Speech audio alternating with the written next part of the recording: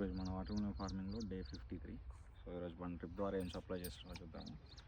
So first వచ్చేసి ఎస్మాగ్ ఇస్తున్నామండి. So ఇది ఏంటంటే నార్మల్గా మెగ్నీషియం సల్ఫేట్. సో మెగ్నీషియం ఏం చేస్తుందంటే గ్రీన్ కలర్గా లీవ్స్ని గ్రీన్ కలర్లో చేంజ్ చేస్తుంది.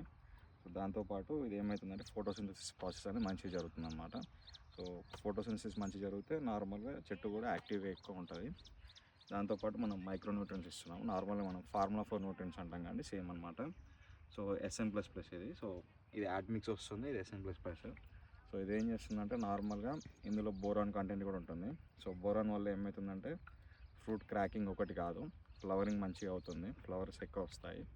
దాంతోపాటు కాయ సైజ్ అనేది పెరుగుతుంది. దీంట్లో ఉన్న న్యూట్రియన్స్ వల్ల ఏమవుతుందంటే మొక్కకి ఏదైనా న్యూట్రిషన్ డెఫిషియన్సీ ఉన్నా అది కూడా ఫిక్స్ అవుతుంది.